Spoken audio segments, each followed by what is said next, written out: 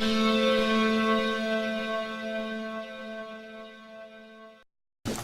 you everyone for coming along. I'm Francis Gilbert, and I wrote Snow on the Danube, which is a book that took 21 years to write. I started researching it in 1998. It's set in Hungary, and I did a lot of research for it. One of the things that happened as a result of working on it was I wrote another novel which was published in 2011, which contains one of the main character in here, so the two books are kind of related in a distant way.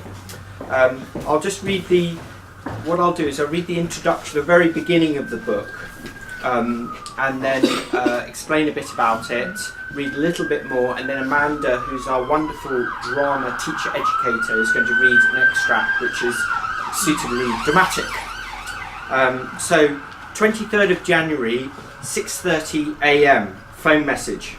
Hi, Carolina, it's me, Bella. Why aren't you picking up? I'm standing on the chain bridge right now. It's freezing, and I'm looking down at the water. I can see the snow falling into its iciness. I know it's early, but normally you're up, aren't you? I'm going to do it. I'm going to jump. Did you know that one of my relatives did exactly the same thing right here in this spot? Jumped into the Danube. Suicide runs in the family, you see. There's no way out. You led me to believe that we'd be together forever, and now I'm in a living hell. You know that I don't know anyone else in Budapest. I don't speak the language. I'm not going to try again. This is it. You did this to me, Carolina. I'm going. And that is Bella, a dramatic sort of 28-year-old young man who's been living in the East London, of Hungarian heritage, and has lived with his great uncle, who has just recently died, and he has inherited from this great uncle a manuscript which tells the great uncle's story about what happened to him, a story that Bella and his family have never learnt about, a story that's been hidden for reasons that unfold as the novel goes along. And most of the book is in the voice of Count Zoltán Pongratz, the Hungarian count who loses his way in life, particularly during the Second World War, and is prefaced with Bella's kind of histrionics. Needless to say, Bella doesn't jump off the bridge, doesn't commit suicide. He meets up with his girlfriend, and they come to a kind of a rapprochement, and as they do, they start to sort of read this manuscript together and sort of understand a bit about where the Count came from. I'll just read the very beginning of the Count's story, because actually it's coming up in 2020 for 100 year his birth, which is chapter 1 of the book that is prefaced by this story. Chapter 1, The Lion Bridge, and this is actually set in 1920 and told in the voice of the Count. Hungary wore black on the day of my birth. Street vendors tied black ribbons around bouquets of flowers. Archdukes donned their darkest garb and thrummed their fingers on gold-tasselled armrests. Tram drivers left their trolleybuses in the depot and sat with their children in their tiny flats. Priests and civil servants hoisted black flags and watched them flutter in the air. The streets were empty. Church bells rang. Gamekeepers cancelled their early morning walks. They slumped in their chairs, hounds at their feet. Maids failed to make their daily trips to the grocer's and lay on camp beds in their cubbyholes. Bakers neglected to light their ovens and open their shutters. The keeper at the city zoo threw a few thin slabs of meat to the lions and slouched home. It was a day of national mourning. In Paris, a treaty was signed that butchered Hungary. 2/3 of the kingdom was turned over to Romania, Czechoslovakia and Yugoslavia. Hungary had supported the losing side in the First World War. My father had 2 reasons to wear black on June 4th, 1920. Not only had he lost the family's monumental Transylvanian castle in the unceremonious carve-up of the Treaty of Trianon, but he had also, on the very same day, to endure the birth of his son. And I think I might hand over to Amanda, who is going to read an extract. The story, if you want to come over, the story is that Zoltan grows up in the 1920s as a young boy with his older sister Anna, and Anna is Zoltan's love of his life. He loves his sister more than anything and anyone else, and as a result we kind of see this kind of unfolding relationship, as you might see in this extract.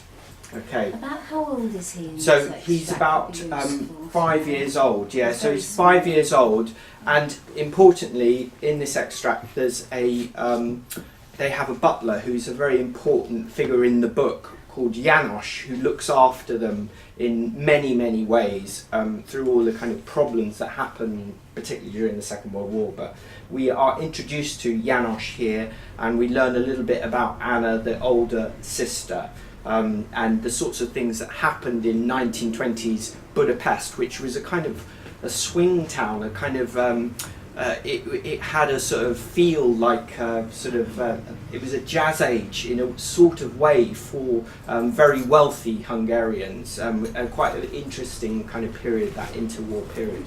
Anyway, I'll hand over to Amanda just to read a bit of that. Thank you, Amanda. I'm afraid that the Count has forbidden for the young lady to go there, János said sternly, waiting for the awkward girl to hop into the car. But the Count isn't in charge today, Anna said with a wicked smile. And then, pointing at my tiny figure, my head dwarfed by the big door of the car, she said, "The master is, and he commands us to go on the metro. Don't you, Zoltika?" Ever mindful of her whispered threat about sending me down to the courtyard and leaving me to the mercy of those horrid prackers, I said weakly, without really knowing what I was letting myself in for, "Yes, I command that." János deposited us back in the apartment without a murmur of complaint.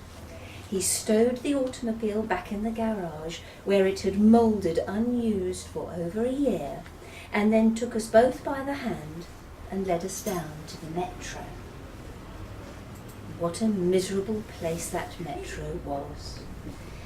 Yes, I know it's supposed to be one of the nicest underground railways in the world. Indeed, it is the oldest in mainland Europe. But I hated it as much as my sister loved it.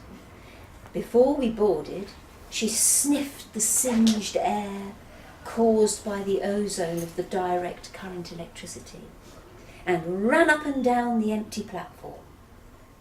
János watched her with weary patience and held my hand. His fingers felt warm and solid. When the train arrived, she pushed her way through the crowded carriage and squeezed onto the wooden bench next to a ragged old lady. Anna banged into her as she swivelled round and knelt facing the window. The old lady was about to complain, but she saw János glaring at her and lowered her eyes as if ashamed. Utterly oblivious to this exchange, Anna pressed her nose against the trembling window panes as we rattled through the darkness. She begged me to do it as well. "You get such a funny feeling in your ears," she said brightly. I clung to János. I had never seen so many people. I didn't know that so many people lived underground. Anna kept calling me to look at the tunnel, but I couldn't face it. I already wanted to go home and play doctors and nurses with the dolls. Dolls were so much easier to control than all these huge people with their flapping dresses, tattied trousers and scuffed shoes. I even saw several people whose feet were bundled up in newspaper. I wondered why their servants didn't polish their shoes. I shut my eyes and buried my head in Janusz's black coat. It smelt clean and not frowsy like these chewed up people. Eventually, we emerged from that long hole in the ground and strode into the sunlight. High above us, materializing out of the blue sky like the genie in the Arabian Nights, appeared lots of beautiful sea green minarets, glittering in the sun.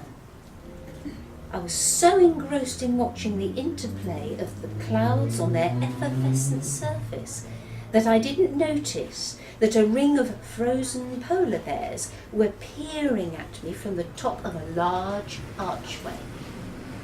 But I leapt back in fright when I did. Okay.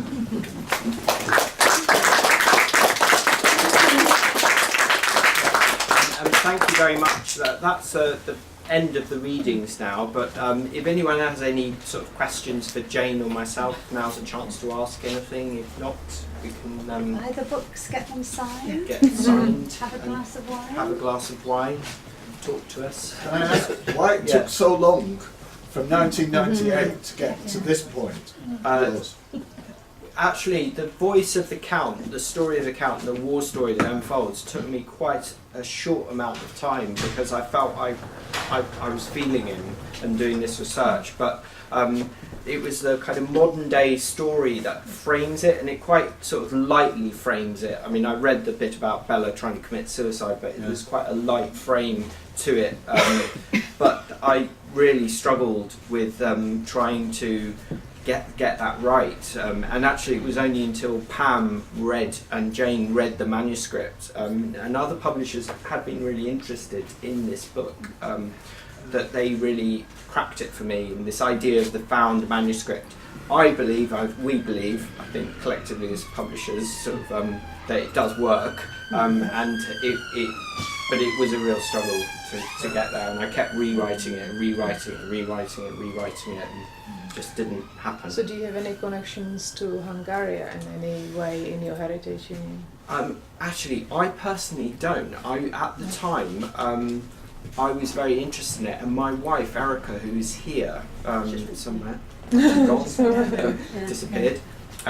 She is from New York, and I met quite a lot of emigre Hungarians from there, and they put me in touch with people in Hungary. So I talked to a lot of, and some now dead, who lived through the Second World War. And there was a poet that I know, George Surtees, who helped a lot, and in fact he published an extract of it in a thing called New Writing. So it was a lot of research. I guess it was a very foolhardy thing. I was a lot younger when I started writing the book, and so it's a kind of quest that, you think like now I was a bit mad.